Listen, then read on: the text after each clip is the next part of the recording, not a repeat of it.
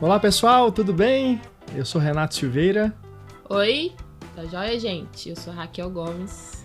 Estamos aqui neste sábado chuvoso, 1º de dezembro, iniciando o nosso Cineclube Cinematório, que é de novembro, né? Só que como a gente sempre faz no último sábado do mês, acabou que a gente não pôde fazer no que seria realmente o último sábado de novembro. Mas tudo bem, estamos fazendo no dia 1º de dezembro mesmo, não tem problema nenhum.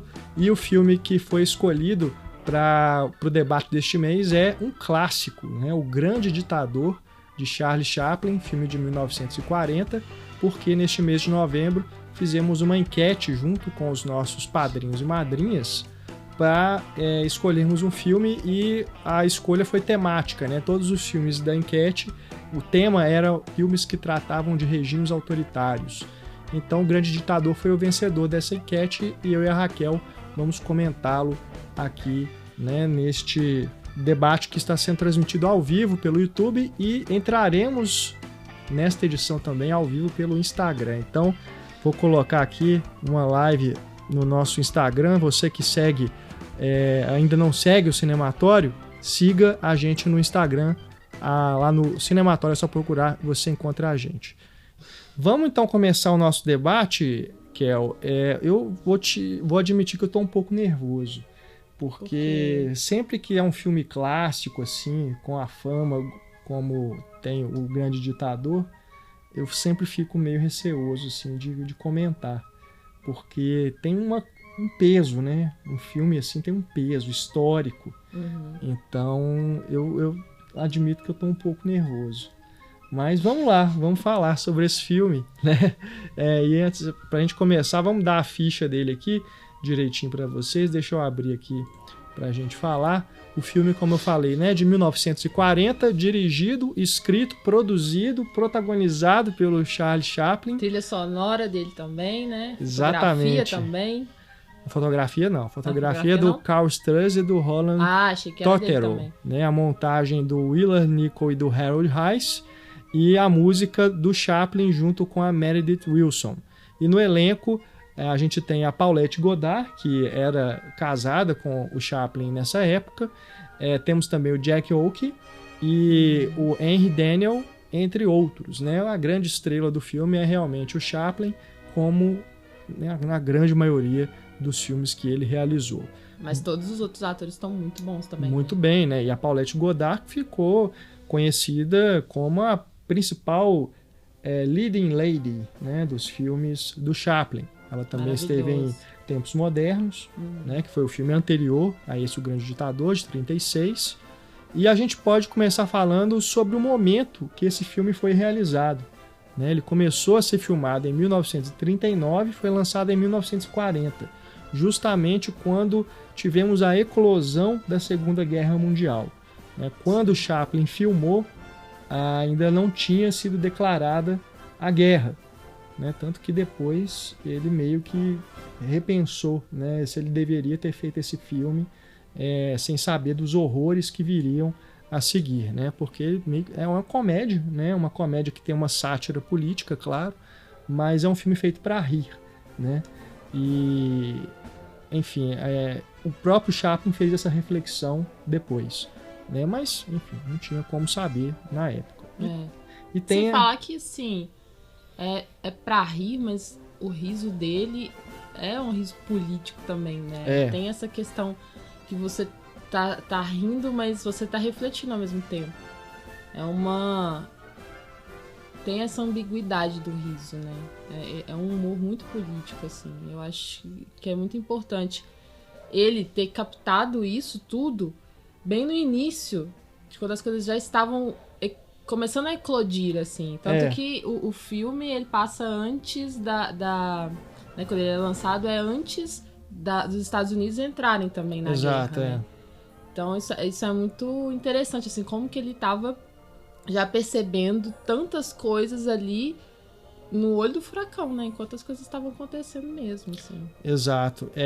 E a gente lembra também que tem essa relação muito curiosa, né, entre o Chaplin e o Adolf Hitler, porque eles nasceram na mesma semana, no mesmo ano, e reza a lenda que o Hitler se inspirou no Chaplin para poder usar aquele bigodinho, né, por causa do carisma que tinha a figura do Chaplin. Então ele entendia isso como uma coisa assim da comunicação, né? Então ele quis trazer isso para ele. E depois o Chaplin faz esse filme fazendo essa paródia, né, esse pastiche da figura nazista do Hitler, que acaba ele fazendo esse jogo de espelho, né?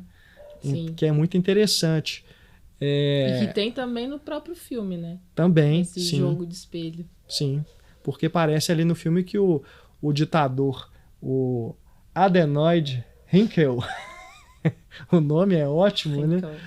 Ele é como se fosse quase um doppelganger do barbeiro judeu, né? Porque eles são a mesma pessoa, claro, é o Chaplin que interpreta os dois, mas na história também vai haver uma confusão dos dois e um vai assumir o lugar do outro, né? Então isso é bem curioso da gente pensar.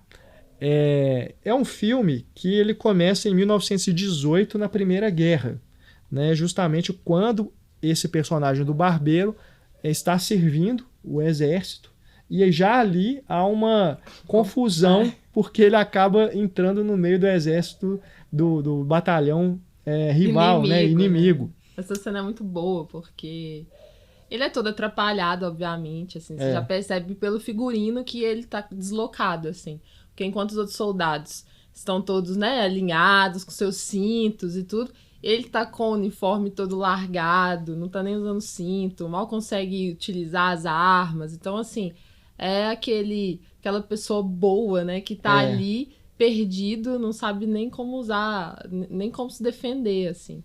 E aí essa cena é muito boa porque tem uma fumaça intensa que, inclusive, pra gente também fica confuso, né, que a gente não sabe nem o que vai acontecer. E aí, quando surge, quando a fumaça passa, aí tem outros soldados, assim. E aí você já percebe que não são os soldados dele, porque já tem feições diferentes e tal.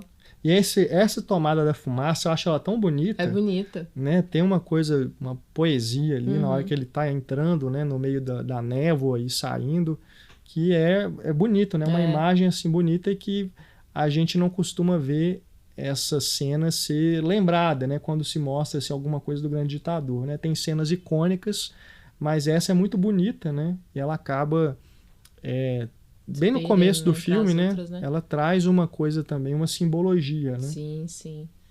Todo esse, né? Como ele tá ali perdido mesmo. E, né? A fumaça tem muito disso, assim. Desse sufoco também que ele tá passando. E aí ele se vê no meio do exército. Que, assim, é um humor muito interessante, né? Porque ele tá falando dessas coisas super difíceis, super complexas, mas você ri porque ele é muito bom, assim. Ele sabe usar o corpo como ninguém. Nossa, nesse filme, então, assim... E é o primeiro filme falado, né? Que ele faz. Desse porte, sim, porque é um filme falado do começo ao fim, né? Tem um filme de diálogos, né? Exato, que usa mesmo a interação pelo diálogo e tudo. Sim, sim. E ele usa tanto o corpo, né, que vem dessa coisa que ele tem com o cinema mudo, quanto os diálogos muito bem. É porque é importante você ter falado isso dos diálogos, porque aqui ele não interpreta o vagabundo. Né? Por mais que a figura do Carlitos esteja ali, né? Tanto no personagem do barbeiro quanto no personagem do ditador, não é o vagabundo. O vagabundo nunca falou. Né? Então aqui é outro personagem que ele está interpretando. Apesar de que quando ele já saiu do hospital, né? Porque depois na segunda parte do filme, quando tá falando ali do momento da guerra mesmo... ele usa um figurino muito parecido, né? Sim. Eu acho até que faz um pouco de referência, assim, a esse outro personagem. E com certeza que o discurso final, né, que é memorável, ali é o Chaplin falando, né? Então ali acho que é tudo, né? Tudo que o Chaplin representa, né? Passando aquela mensagem antibélica, né? Que é maravilhosa. Seus personagens, seus alter egos, tudo ali unido para poder passar essa mensagem mesmo. É. Mas eu queria destacar também nesse início dessa guerra como que ele debocha dos aparatos. Isso é muito legal, como que ele debocha das armas, das máquinas, sabe? Sim. As máquinas parecem brinquedos, assim, incontroláveis. Então tem uma coisa de infantil ali, né? E aí... E o controle corporal absoluto, né? Dele fazer esse humor físico, né? Que sempre foi uma característica muito marcante do Chaplin. E é incrível, né? Eu sempre me surpreendo, mesmo vendo o filme tantas vezes, revendo, eu sempre acho graça das gags físicas que ele faz. E aí eu fico pensando assim, pra mim durante todo o filme, sabe? O quanto que ele ridiculariza essas pessoas, essas decisões que parecem... Que parece que esses homens estão ali sendo meras crianças mimadas o tempo todo, né? Mesmo ali no meio da guerra, com aquele monte de aparato militar, aquilo ali parece ser brinquedo de gente grande mimada, sabe? Que não consegue resolver os problemas no diálogo. Então vamos partir pra guerra, né? E sem falar na metáfora fálica, né? Ali naquele canhão gigante, né, que ocupa, ele consegue enquadrar aquele gigante na tela inteira, né? Não tem como você não reparar isso, porque é tipo o plano inteiro com esse canhão, assim. Ereto. E aí você tem ali, inclusive, quando ele vai fazer o disparo, né, a falha, e aquilo ali, com certeza, você pode interpretar como uma metáfora para uma grande brochada. Sim, com certeza. Né? Então o Chaplin, não se engane, né? Apesar da ingenuidade toda que tem na coisa do Carlitos toda, ele sempre dá umas cutucadas, né? Faz umas piadas, né? Vamos dizer, politicamente incorretas. Mas nem é nesse caso. Não, né? nem é nesse caso. Mas, eu acho que tem tudo a ver, né? Adultas, vamos dizer. Porque eu acho que tem tudo a ver com essa coisa também da masculinidade, né? Dessas personalidades, assim, que, né, se colocam com toda essa testosterona, sabe? Então, esses soldados. Então, ele tá ridicularizando também essa masculinidade, né? Tóxica. E aí, no ato seguinte do filme, já temos a apresentação do Hinkel, né? Do ditador, fazendo aquele discurso em que ele intimida até mesmo os microfones, né? Os microfones viram para trás, rodam, né? E ali a gente tem isso, né? Dele mostrar para a gente como que uma figura adorável como a do Carlitos pode se tornar assustadora. Porque ainda que durante o discurso ele esteja exagerando, né? Sendo histriônico e tudo, e aquilo seja engraçado até pelo idioma que ele cria, né? A forma dele falar, né, usar aquelas expressões que ele usa, muita onomatopeia, né, para poder se expressar, e a expressão corporal também. Em determinados momentos, quando ele está simplesmente observando alguma coisa na cena, ele está com a expressão fechada, é assustador. Você fica com medo do Chaplin, né? Ele consegue, por mais que seja ridículo esse ditador, né, por mais que ele seja bobo, você tem medo dele, porque você sabe que ele está numa posição de autoritarismo e ele está sendo ali o porta-voz das atrocidades que foram feitas no nazismo. Né? Tem uma cena que é bem close também, né? Enquanto ele está discursando, assim. E você vê no olhar o ódio. Ali a representação imagética de um ódio, assim, sabe? Que vem de dentro mesmo, assim. Eu achei incrível como que ele representa o ódio nessa figura, ao mesmo tempo que ele representa também essa ridicularidade, essa criança mimada, que parece que tá com tanto ódio assim, porque, né, tem problemas aí até que vem de infância, sabe? É muito interessante como ele faz essa dualidade nessa figura, né? Sim. Então você tem aí nessa primeira aparição do Hinkel, né, toda essa efusividade, né, do Chaplin ali fazendo um discurso claramente imitando Hitler, né? Até a forma da língua alemã. Né? Porque assim, apesar de ser uma língua que ele inventou, é muito parecida. A sonoridade é parecida com o alemão, né? E você tem a insígnia também, né? Insígnia. Que são as duas cruzes, mas se você perceber no meio, na junção das duas, é como se tivesse ali uma ponta da como é que chama? Do símbolo da suástica, né? Então tem toda a referência, né? Você bate o olho naquilo, você vê o Hitler, não tem como. Tem todas as esse grande pastiche, né? Ele se apropria totalmente de toda a simbologia do nazismo para poder fazer essa crítica, né? Essa paródia, né? É uma crítica engraçada, vamos dizer assim, uma crítica que debocha, que é a paródia. E aí, na sequência, a gente vai ter a volta do Barbeiro, né? Já durante o período da Segunda Guerra, quando já está acontecendo a dominação, né? E a perseguição aos judeus, e o Barbeiro está desmemoriado, né? Ele volta do hospital e não sabe o que está acontecendo. Aí você tem aquela coisa da ingenuidade, né? Dele lá enfrentar os soldados.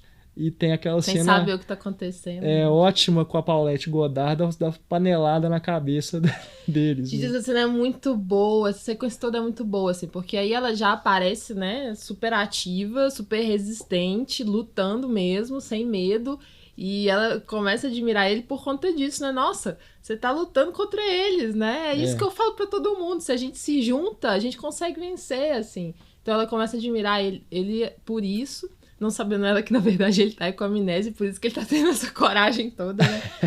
Mas, assim, a coreografia dessa cena é muito legal, porque quando ela bate com a panela na cabeça dos dois, e aí, tipo, quando você tem um choque na cabeça, você fica tonto. Então, o Chaplin, inteligentemente, utiliza isso de ficar tonto pra fazer uma coreografia muito legal, assim, né? Do corpo tombando, o corpo, sabe... Pela rua, e aí cria toda uma dança só por conta disso, assim, só pelo efeito de uma panelada na cabeça. Muito bom. E ficou muito engraçado, né? E eu tava me lembrando aqui que essas coisas que o Chaplin faz, né, sempre remetem, lógico, aos outros filmes que ele fez antes,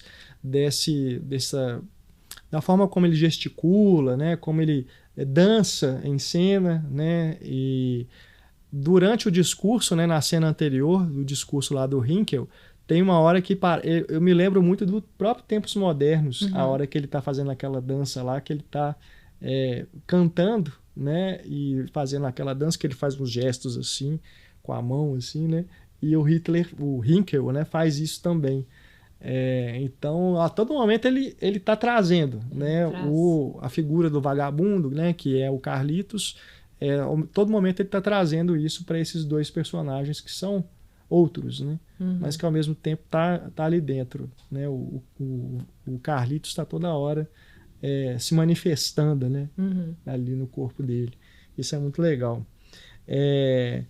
Aí a gente tem também nessa cena, quer dizer, aí vão acontecendo as situações, né? Vai apresentando os outros personagens, né? Que vivem ali no gueto, né, vai formando a resistência, né? Os diálogos são legais também nesse sentido, que a Paulette Goddard fala para ele, né, de que ele tem que enfrentar, né, isso mesmo, né, mostrar coragem, tudo. Vai mostrando como é que eles estão formando ali a resistência, né, ao regime autoritário que está ali fazendo a perseguição. E isso é o próprio nome, né, que ficou conhecido, assim, esses espaços urbanos, esses lugares urbanos, onde os judeus eram concentrados e isolados, antes de irem para campos de concentração. Esses lugares que eram nas cidades, né? E eles eram colocados ali para se isolarem do restante, inclusive com muros.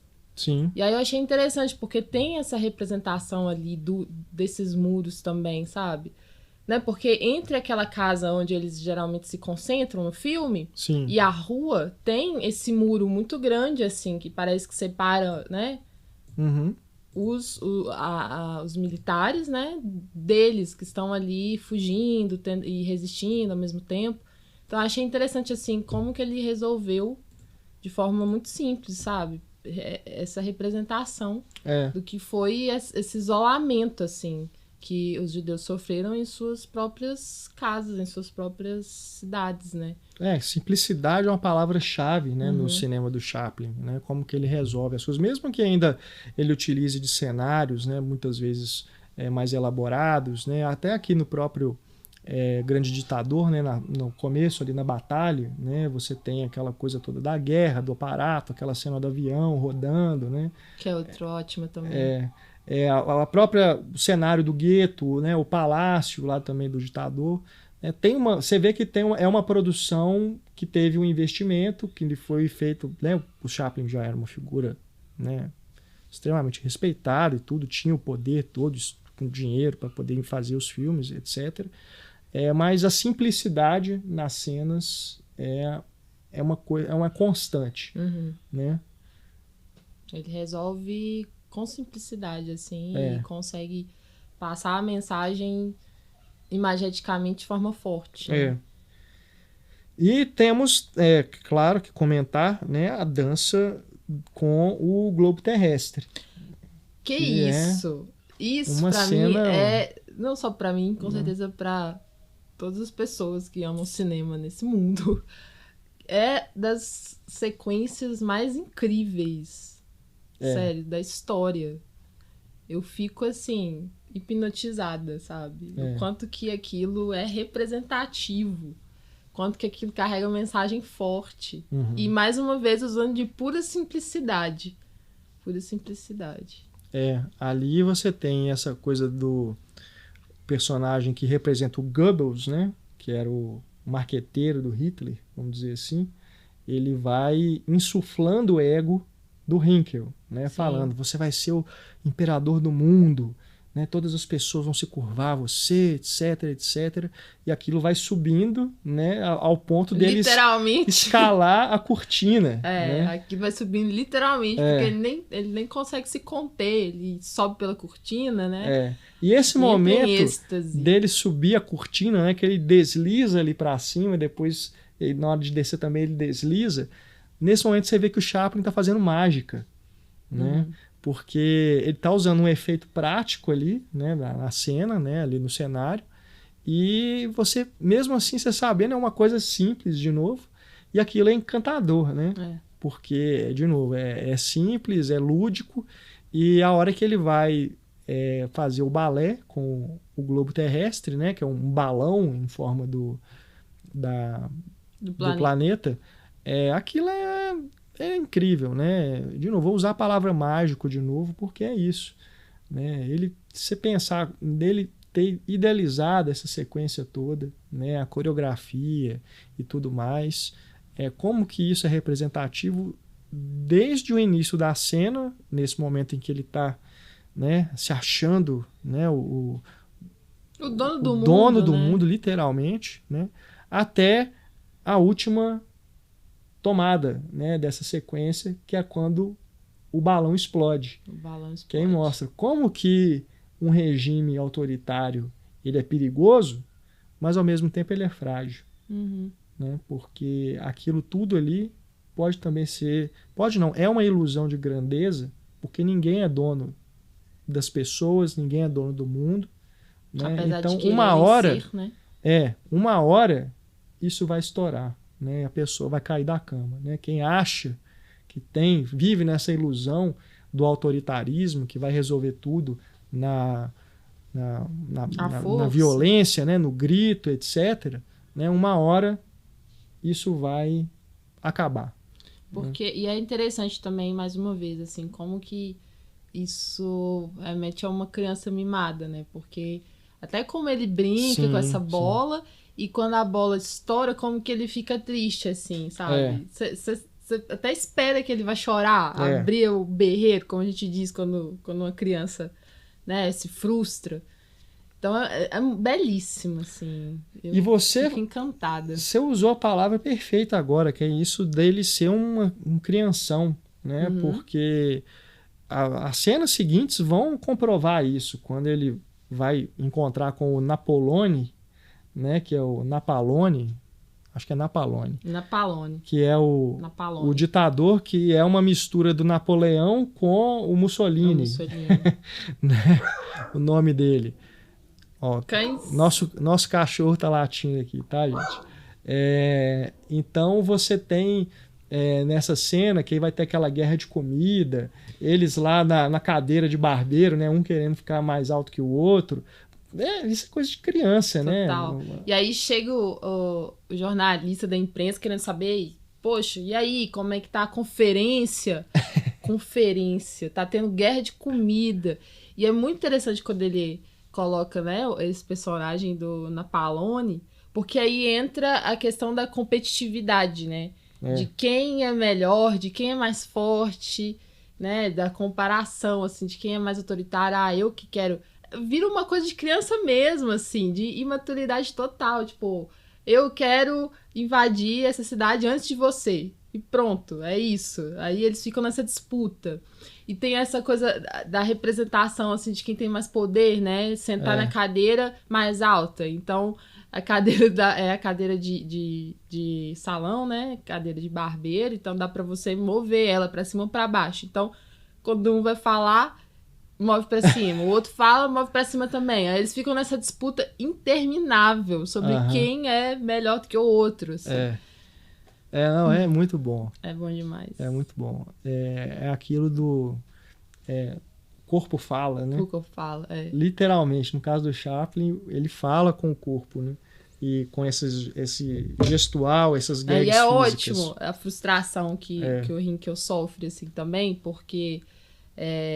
o principal braço dele, né, que tá fazendo ali uma sátira ao Goebbels, ele faz toda uma preparação de como que o Napalone vai entrar, né, vamos preparar para que ele entre através daquela porta, ele vai ter que caminhar até você, né, aí você vai se sentar acima dele, ele vai ser obrigado a olhar para você de baixo. Então ele criou todo um plano ali, colocar o busto olhando para ele. Isso, o busto que tem o seu rosto, o seu olhar vai intimidá-lo. Então assim, ele tá tentando criar todo um plano psicológico, né, de comunicação e tudo mais, para poder passar essa ideia de poderio, né?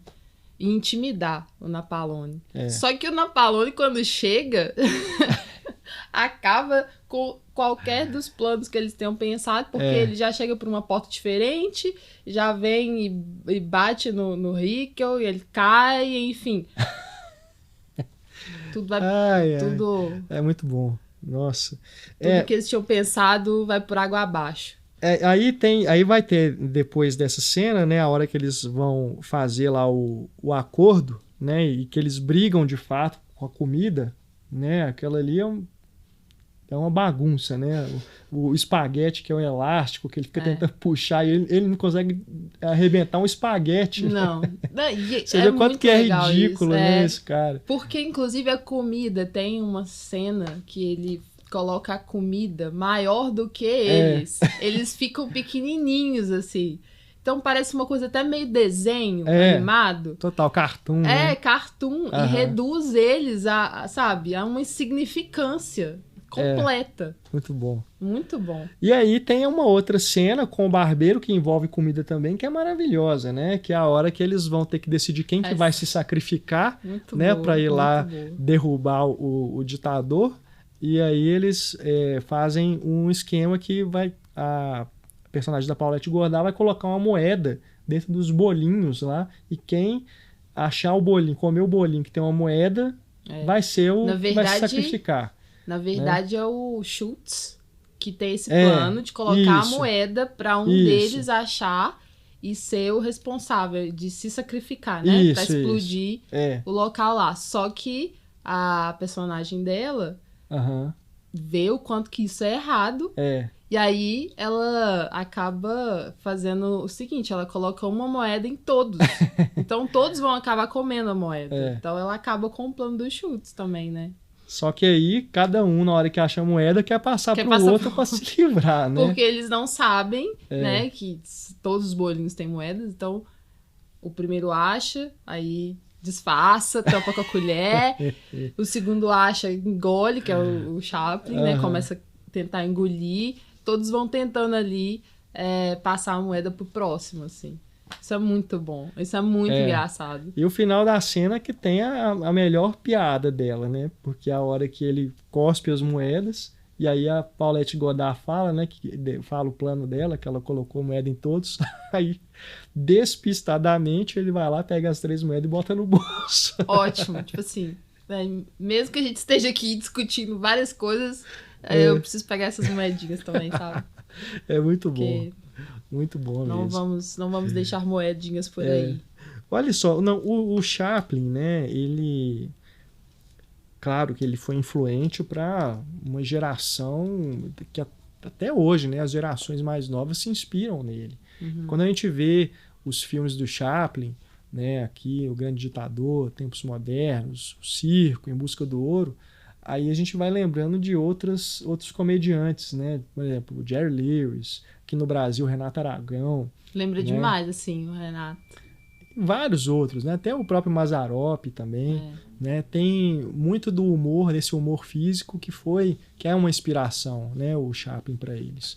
Então, é muito legal, porque é atemporal, né? Eu nunca nunca teve um filme do Chaplin que eu revi e falei, já vi esse filme tantas vezes, né? Não quero ver mais, não. Com o Jerry Lewis acontece isso comigo, assim, de eu, sabe... Ficar cansativo. De ficar cansativo. Quando a gente gravou, né, o Em Foco... Sim, sim. E a gente viu vários Podcast filmes. Em Foco, né? Quem quiser conferir, tá aí no site. Podcast Em Foco sobre Jerry Lewis. Aí eu, sabe, algumas coisas eu começava a achar cansativo, começava a achar que não tava mais funcionando pro tempo de hoje, sabe? Pro clima de hoje. Enfim, eu tive esse, sabe, deslocamento, assim. Com o Chaplin, não, cara. Além de eu achar super engraçado, eu acho que os temas que ele aborda são super atemporais. E ele tem essa capacidade de fazer rir mesmo lidando com coisas que são ruins, assim, sabe? Com temas que são muito difíceis mesmo. Falar de nazismo, né? Falar da perseguição que os judeus sofreram, assim.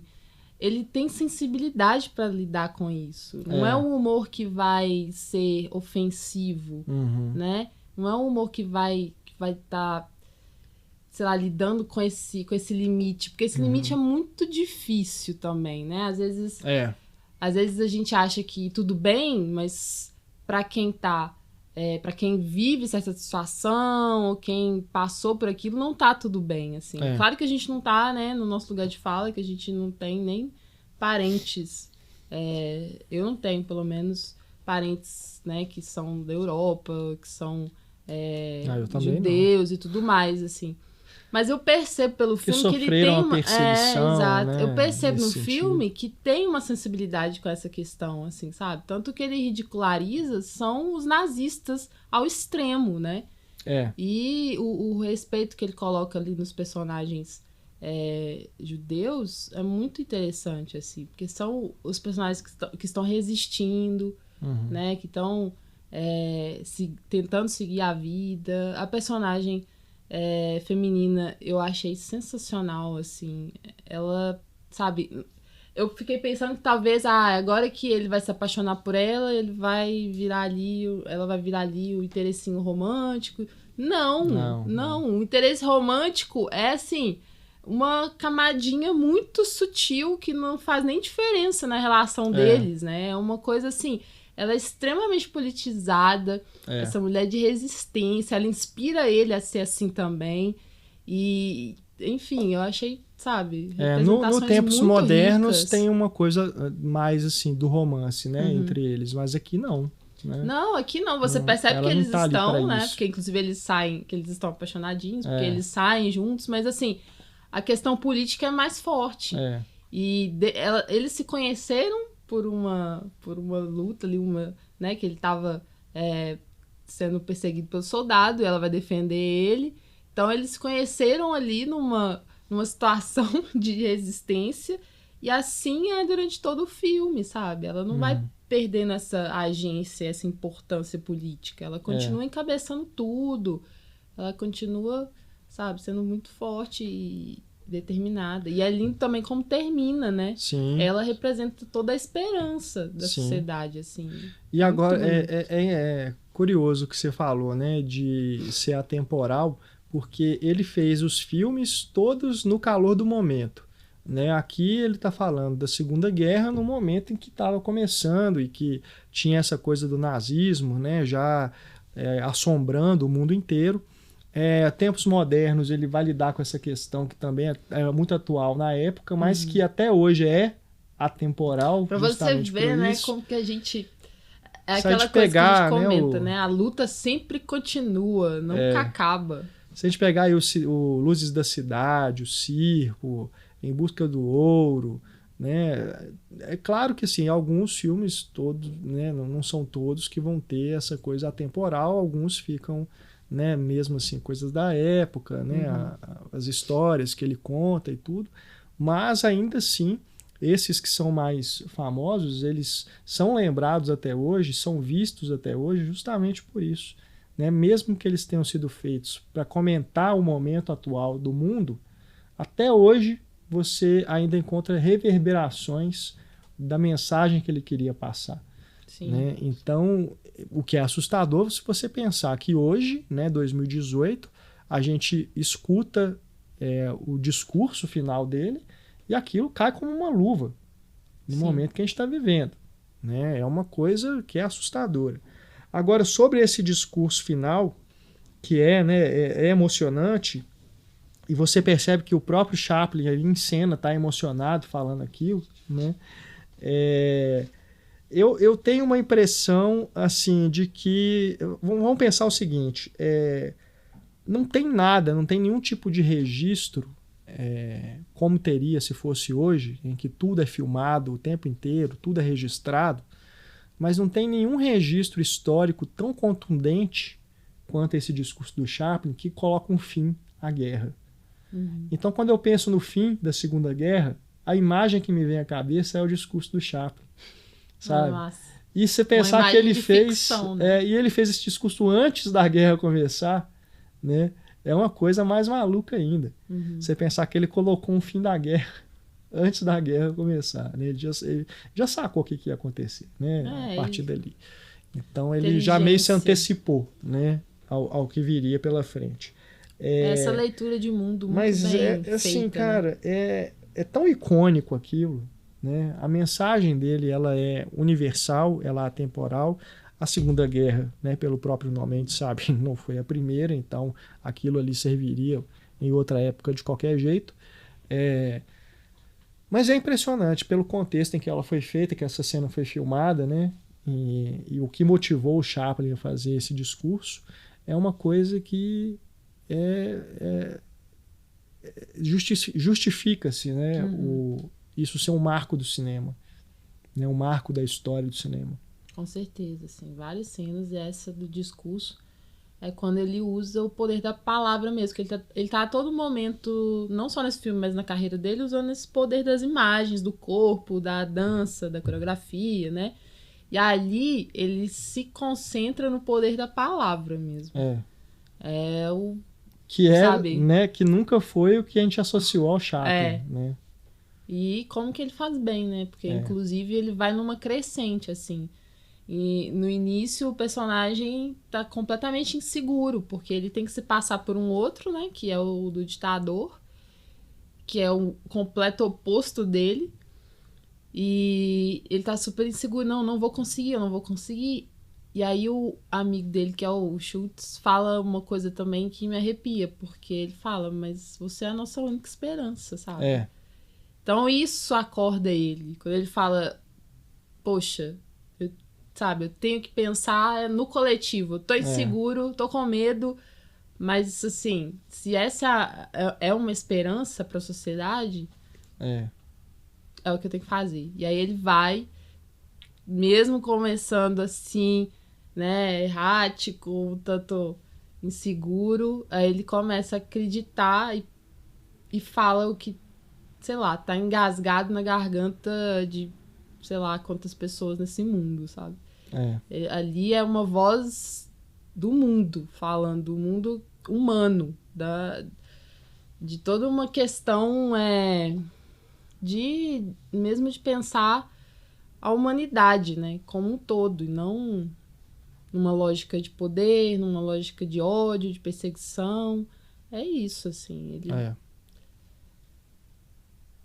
Fica até difícil, porque, sabe, esse de comentar, porque é tão poderoso, assim, o discurso em si, que o filme se foca nisso, né?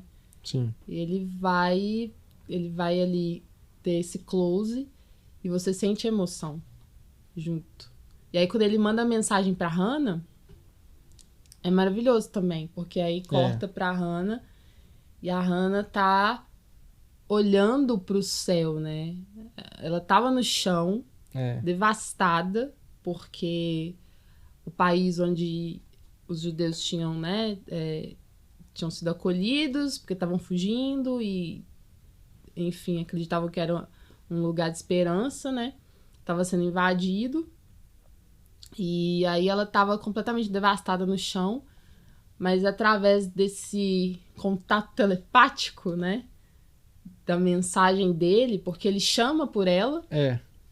Ele fala, Hannah, você está me ouvindo? E aí ela tem esse chamado mesmo, assim, do interior, e olha pro céu e tem essa luz no rosto dela, que é muito bonita também. Que o olho dela brilha. Então é isso, é a esperança que a gente tem, né? Cada um de nós que somos defensores da democracia, que não temos nenhuma identificação com cultura de ódio, com discurso de ódio, e que a gente quer mesmo sabe, o respeito às diferenças e diversidade para esse mundo. É isso, é aquela esperança que a gente resiste, que faz a gente olhar pro horizonte, mesmo que ele esteja completamente enfumaçado, como no início do filme. E o Chaplin sempre encerra os seus filmes com uma tomada muito significativa, né? Aqui ele escolhe encerrar justamente com esse olhar da Hannah, né, pro céu, né, se abrindo. E se a gente for pensar em outros filmes dele também, né, os próprios Tempos Modernos, os dois caminhando pela estrada, o circo, né, também tem um final emblemático, entre outros, né, é sempre uma coisa assim que você vê que o Chaplin ele sempre esteve preocupado não só em fazer rir pela comédia, pelo humor físico, mas é um cara que sempre esteve preocupado em filmar bem, em fazer cenas, né, em se preocupar com a imagem, né, com o enquadramento e tudo mais. É um cineasta completo. Né? É incrível mesmo. E, bom... usar a linguagem de forma inteligente, né? Esse filme, né, O Grande Ditador, ele foi indicado, né, a 5 estatuetas no Oscar. Melhor filme, melhor ator, melhor roteiro, melhor ator coadjuvante, melhor música. Né? Só que ele não venceu, né, o Oscar. Mas aí a gente fica pensando, quem será que venceu? Porque eu não lembro. É ruim pro Oscar, né? Eu sempre falo isso. Quando um filme como esse não ganha o Oscar, é pior pro Oscar, né? Não pro filme. Com certeza. E aqui, bom, esse filme é facílimo de encontrar, né? Eu pesquisei, ele não tá na Netflix. Pior pra Netflix. Pior pra Netflix. Mas você encontra ele, inclusive, no YouTube, né? É fácil de achar. Foi lançado em diversas edições aqui no Brasil. Eu tenho aqui o box que foi lançado pela Warner. Esse box, deixa eu ver se tem aqui o ano do lançamento dele. Mas foi uma restauração, né, que a MK2 fez na época de todos os filmes do Chaplin. Não estou achando aqui o ano, mas com certeza tem mais de 10 anos isso. É da época que ainda tínhamos o mercado de home video valorizado no Brasil, né, que tínhamos edições maravilhosas lançadas aqui no Brasil. Lá fora ainda continua, né, mas aqui no Brasil isso acabou. Então essa coleção do Chaplin ela tem 3 volumes, né, 3 caixas dessas aqui com os principais filmes dele. Essa aqui tem o Tempos Modernos, O Grande Ditador, Em Busca do Ouro e Luzes da Ribalta. São edições belíssimas, né? Você vê aqui que tem uma luva bonita, né, um digistaque aqui que tem, né, os discos, uma arte interna, realmente um dos itens da minha coleção que eu tenho mais carinho, porque é realmente muito bonito o trabalho que foi feito. Né? E aqui aí você tem 2 discos, né? O disco com filme, que tem aí a cópia restaurada, com o som restaurado também, e no disco 2 temos os extras aqui com o documentário O Vagabundo e o Ditador, que vai tratar justamente dessas coincidências, né, da vida do Chaplin com a do Hitler, né, deles terem nascido perto um do outro, né, do tempo, né, na mesma semana, no mesmo ano. Tem um making-off com cenas do set, né, que foram recém-descobertas na época do lançamento dessa edição. Tem também o curta Carlitos o Barbeiro e cartazes do filme, cenas dos outros filmes do Chaplin, enfim, realmente uma joia isso aqui. Eu acho que já saiu em Blu-ray também, né, em alta definição aqui no Brasil, mas não foi pela Warner. Mas enfim, você encontra, né? Quem ainda gosta de colecionar, ainda encontra edições bem caprichadas dos filmes do Chaplin aqui no Brasil. Mas claro, se você quer algo mais caprichado, né, mais bem trabalhado, aí só importando mesmo atualmente, porque o mercado de DVD, de Blu-ray aqui no Brasil já era, né, infelizmente. Mas seguimos. Só queria pontuar umas coisinhas assim sobre o filme. O personagem do Garbage, que também Sim. pode ser lido como lixo, né? No inglês, É verdade, é perfeito. No inglês é lixo. Que faz essa paródia, né, essa sátira do Goebbels. Eu achei curioso como que ele talvez seja o único que não tá ridicularizado. Não sei se você sabe. Ele tá ali passando essa ideia de, né, de um cara robótico até, de um cara, né, assim, completamente centrado em fazer Sim. esse ditador, né, dominar o mundo, mas ao mesmo tempo ele me passa assim, sabe, a inteligência por trás dessa criança mimada. Sim. Que é o ditador. Sim. E aí muitos né, do que a gente lê sobre o nazismo e tudo mais fala sobre isso, assim, como que o Goebbels era esse braço direito e também poderia ser como se fosse uma cabeça pensante ali, né, para poder fazer essas estratégias de comunicação que foram tão importantes e tudo mais. E aí eu fiquei pensando, será que, tipo, essa representação dele dessa forma já também não foi, sabe? O Chaplin já captando, assim. Sabe? Cara, presta atenção nesse aí, porque esse aí é o ponto-chave, né? E aí, então, assim, acaba que também, me parece ser... É o guru intelectual. Isso, tem essa coisa. Então, ele tem essa representação diferente, sim, né? Sim. Ele tem essa presença diferente, assim. E então... Posso fazer um parêntese sobre isso? Rapidinho, eu não vou te cortar muito, não. É o seguinte, eu não ia nem fazer, e nem vou fazer, né? Mas vou deixar no ar, as pessoas vão captar, né? O cara que é o autoritário, que é um boçal, né? E tem as figuras que estão ao redor dele, que são consideradas as mentes, né? Por trás, quem vai fazer de fato as coisas, né, para ele.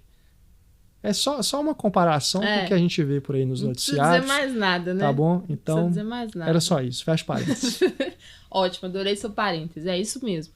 Então, no filme tem essa representação também. Então, eu reparei, né? Tem essa ridicularização total do ditador e essa figura que tá ali por trás, armando as coisas, pensando na comunicação e tudo mais, em como ele tem que se portar, pensando em outros planos, tá ali numa representação muito diferente, assim, num tom diferente. Isso quer dizer algo, sabe? Não é à toa que ele tá colocando. Agora, o outro também, que também representa alguém da cúpula nazista, que é aquele que sofre um bocado, que vem trazer as ideias de tecnologias, que isso é bem interessante também.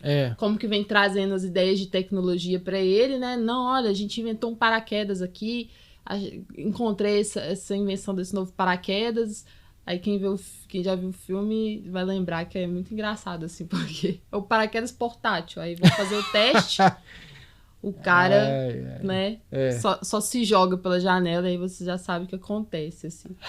Então, aí tem esse personagem que também é ridicularizado, mas também representa alguém que é da cúpula. Então, por que só o que representa o Goebbels não é tão ridicularizado assim, sabe? Entendi. Eu acho que tem a ver com isso, assim, ele já tá pensando nesse personagem como alguém que, né, que arquiteta muito bem as coisas. Enfim, pra mim me passou essa impressão. E então, assim, juntando isso tudo, e pela época que ele foi feito, foi lançado, além de ser uma sátira, né, além de ser essa comédia que tá ali falando de coisas políticas, falando de coisas sociais importantes, me parece muito um filme denúncia também, assim, nesse sentido, né?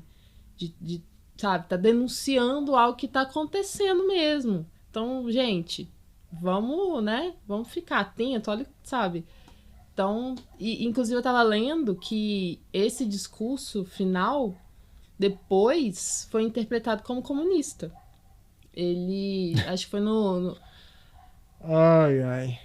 mercantismo dos Estados Unidos, na época do mercantismo, ele foi... Macartismo. Isso, macartismo. Ele foi considerado um discurso comunista. Inclusive, ele foi morar fora, né? Ele foi... De novo, a gente pode abrir um parêntese aqui e fazer comparações, né, com o que a gente tem visto nos noticiários, mas não vou citar nomes. Então, assim... Mas é isso, porque, gente, é ridículo. As pessoas não sabem nem o que é comunismo para falar que isso é comunismo. Exato. Assim, por que o discurso humanista é considerado comunista, sabe? Porque você dizer, vamos respeitar as diferenças, a diversidade, vamos, né, ser humano, vamos ser humano. É porque essas pessoas, elas têm tanto medo, assim, elas valorizam tanto a propriedade privada acima de qualquer outra coisa, que aí, sabe, acho que é isso, só pode ser. Então, assim, porque... até o Chaplin já sofreu impressionante, essa perseguição. Então, bom, fica aí o questionamento. Fica o questionamento e a reflexão, né? Acho que sobre o filme é isso, assim. Presta atenção nos nomes também. Todos os nomes são uma referência a algo real. Todos os nomes. Tamanha, Alemanha. Não só, justamente, não só os nomes dos personagens, mas os nomes dos lugares também, né? Austerlitz, que é o lugar onde... o país que eles dizem que é livre, né? Que eles vão poder fugir para lá. Também é uma alusão à Áustria, que a Áustria, como a palavra Áustria na língua deles lá, se fala como Austerlitz, algo parecido, assim. Então são vários detalhes mesmo, assim, que ele foi simplesmente colocando muito diretamente, assim, olha, isso representa isso. Então, é denúncia total. Enfim, o que mais? Acho que é só. Massa. Então a gente vai finalizando aqui, deixando sempre o espaço aberto, né, para quem quiser deixar comentários, dúvidas, etc., sobre o filme debatido do mês, este mês com O Grande Ditador. O nosso e-mail é contato@cinematório.com.br. Tem também a caixa de comentários aí do vídeo do YouTube. Tem também para quem está nos acompanhando aqui no Instagram, né? Pode mandar mensagem para a gente aí direto, né?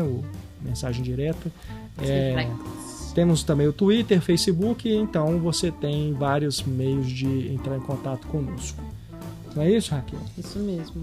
Estamos também no Spotify, nossos podcasts, e também temos as nossas playlists no perfil Cinematório Café.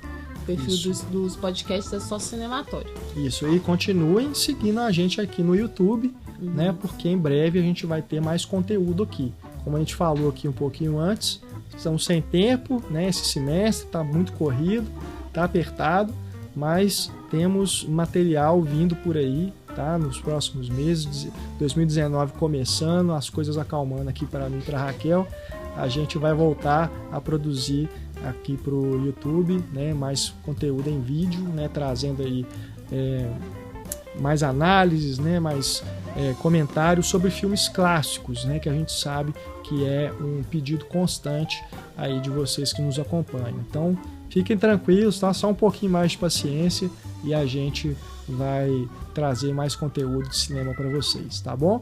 Acessem também a nossa campanha de financiamento coletivo para apoiar o nosso trabalho, incentivar a gente, e você fazendo isso, você recebe conteúdo exclusivo, tá? Só para padrinhos e madrinhas, que são as nossas newsletters, né? Temos aí 2 newsletters, uma delas com dicas de filmes para você ver no streaming, e temos também aqui o nosso próprio Cineclube. Você sendo um apoiador do Cinematório, você pode participar dele tanto aqui, né? Se você quiser um dia participar da gente comentando um filme aqui com a gente, também pode escolher, né, os filmes que serão comentados mensalmente. Tá bom? Então acesse lá padrim.com.br/cinematório e conheça o nosso crowdfunding, nossa campanha de financiamento coletivo. É isso. Vamos, né? Então vamos. Um bom sábado para todo mundo, né? E a gente se fala em mais um debate do nosso Cineclube Cinematório no final agora do mês de dezembro, tá bom? A gente anuncia qual vai ser o filme aí nas redes sociais e você poderá acompanhar aqui com a gente ao vivo. Beijo, gente. Até a próxima. Grande abraço, obrigado pela audiência, obrigado por ter acompanhado a gente. Tchauzinho.